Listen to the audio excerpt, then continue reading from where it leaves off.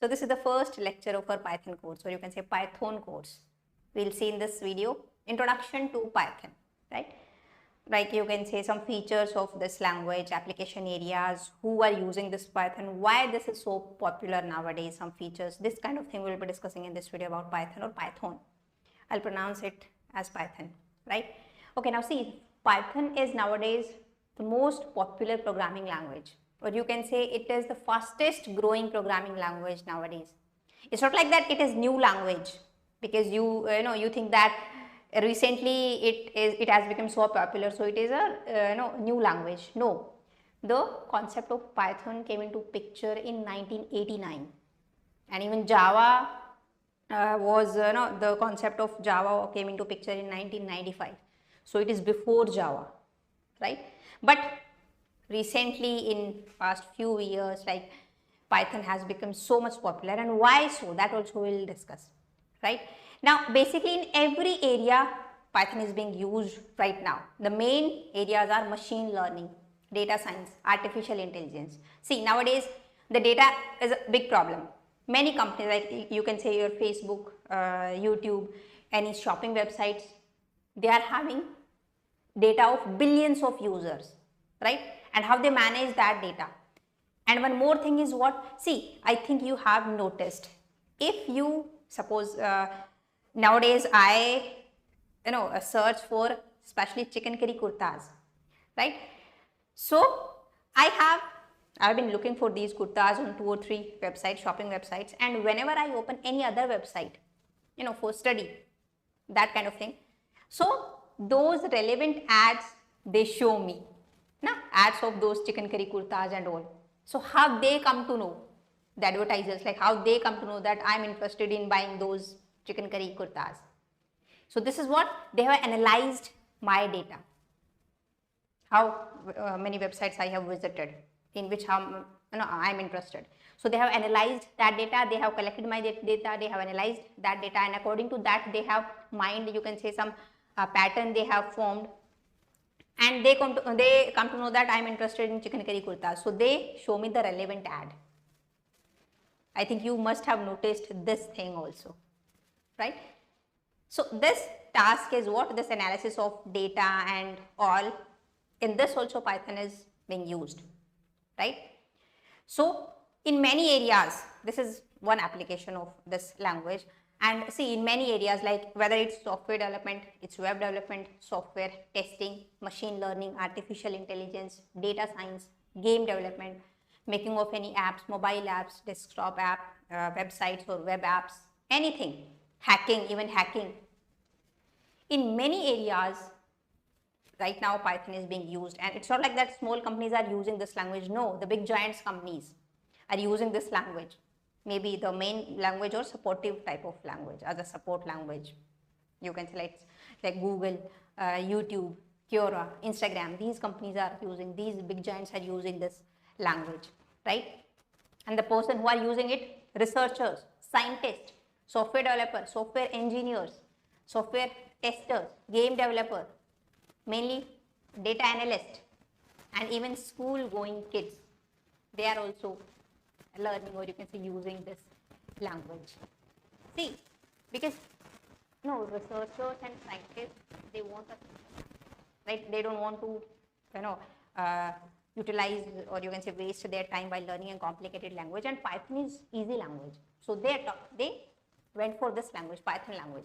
So that is why recently this field is on boom, machine learning, artificial intelligence, data science, this kind of thing. So that is why with that field Python came into picture, because these kind of people, researchers, scientists, or they are working in this field, they want a simple language to work on, right? They don't want to waste their time on learning a complicated type of language. Python is very simple, very easy to understand language.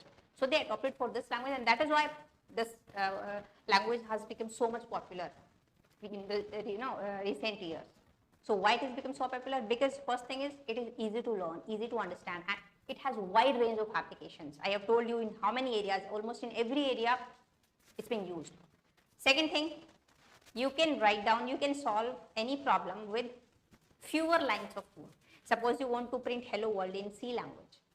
So those header files, main function and printf, hello world. In C++ also header files, std, namespace std, main function and all. In Java, those you can say the main function system, public static void main, then system.out.println, and then hello world, this kind of thing. In Python, simply what you need to write, print hello world. That's it. Nothing else. A simple line. Nothing else. So, in fewer lines of code, you can solve complex problems, right? And more easily you can understand this code. So it will, save your time also. Another benefit.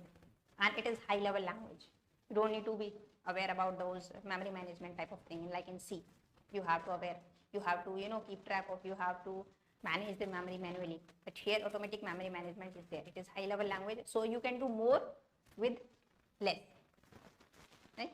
With writing, you can say less code, you can do more in this. It is object-oriented programming language, but it's not like that.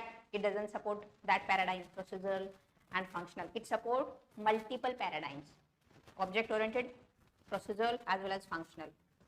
Right? It is multi-paradigm language. It is general purpose language. Almost in every field, for making everything, you can use this language, or you can say it's multi-purpose language. It is interpreted language. These are some features of Python. You can just note down these features. So it is also, Python is interpreted language, not compiled language, right? And one more feature of this is it is open source, right? So that is why it is having a huge community and rich library. Many inbuilt packages, modules, functions, those you can use in your program without writing those functions from scratch. Because it is open source, anyone can contribute in this, right? They can write down their packages or functions or modules and they can contribute. It is open source, anyone can use those inbuilt functions, libraries and all, right? Like in C and C++ also we have some libraries. In there, predefined functions are there. These are already defined function. Like for string concatenation, we use directly a function strcat. So the definition of that function is already in those libraries. You don't have to write down the definition of that function. You don't have to tell the compiler. You just use that header file string.h and you can call that function because it is already been defined in the library by some other people, so by someone else. So same, it is also having rich library because it is open source. So, and huge community it is having. If you are finding any difficulty in this, so there are many forums, discussion forums, you can post your queries and definitely you will get answer.